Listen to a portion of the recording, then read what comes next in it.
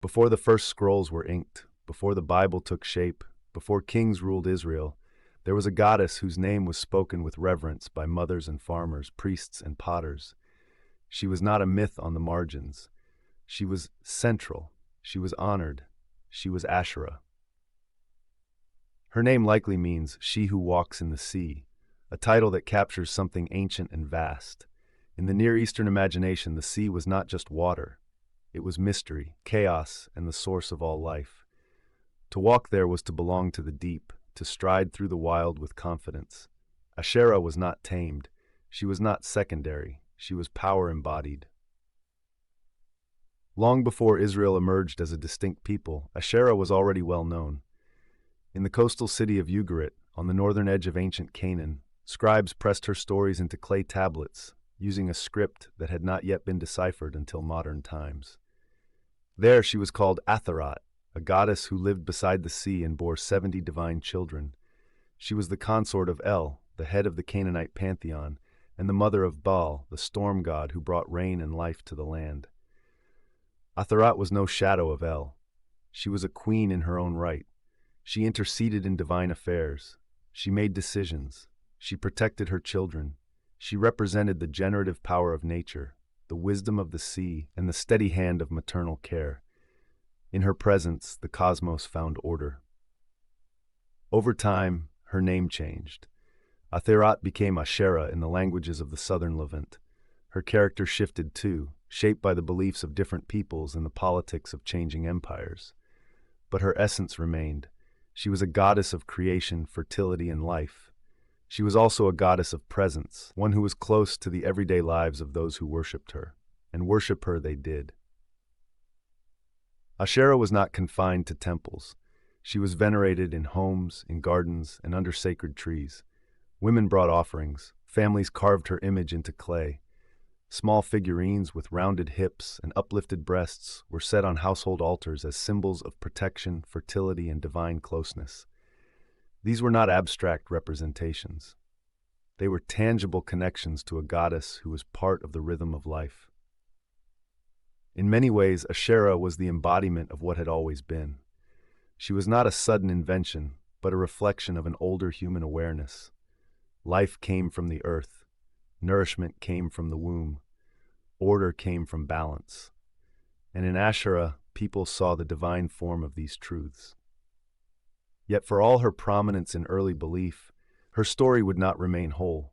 As new powers rose and religious reforms swept through the land, Asherah would be pushed aside, erased, even demonized. But before we explore her fall from grace, we must linger a little longer at the beginning.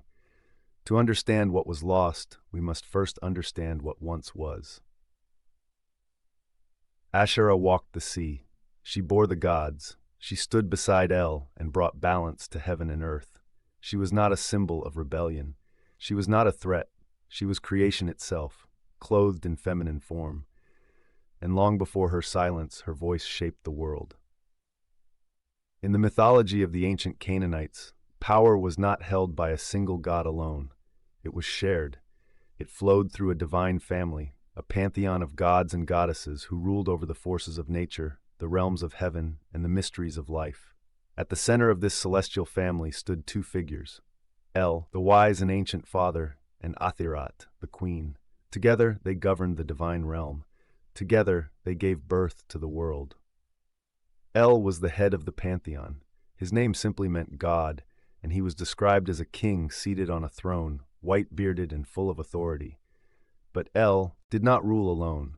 His power was balanced by Athirat, who would later be known as Asherah.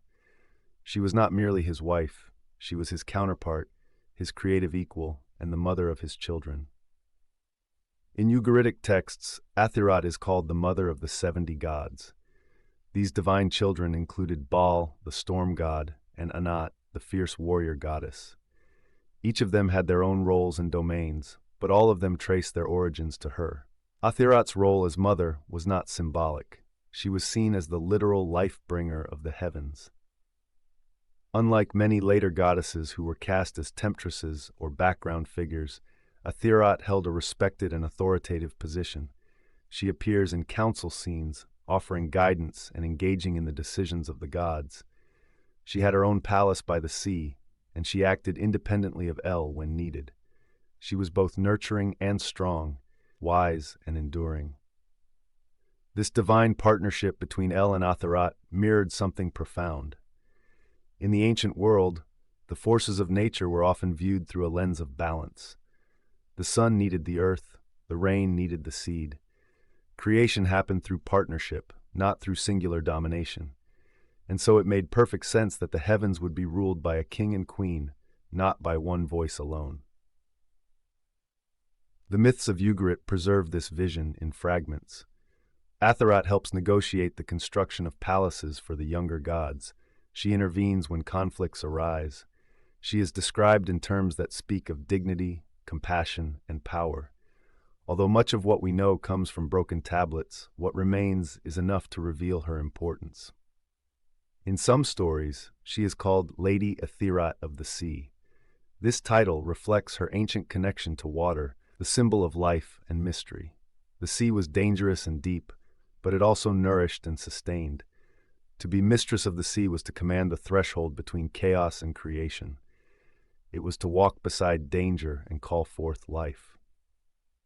As time passed and different cultures influenced the region, Athirat's name and image began to shift. In some places she became Asherah, in others she was connected to Astarte, and sometimes her identity blended with local fertility goddesses. But in the early Canaanite texts, her role was clear. She was queen of the gods, divine mother, and the essential partner to the highest deity. This image stands in stark contrast to what many of us were taught about ancient religion. We often imagine early faith as already monotheistic, already male-led, already centered on a singular god. But that is not what the archaeology tells us. The stories carved into stone and clay speak of a divine family, a sacred union, and a feminine presence at the heart of the cosmos. In Asherah, or Athirat, we find not just a goddess, but a window into an older worldview, one that valued interdependence, one that honored the creative force within women, one that saw power not as domination, but as something born from relationship. She was queen not because she married a king, but because she embodied what the people saw as sacred: life, fertility, wisdom, strength. These were her gifts, and for a time they were revered.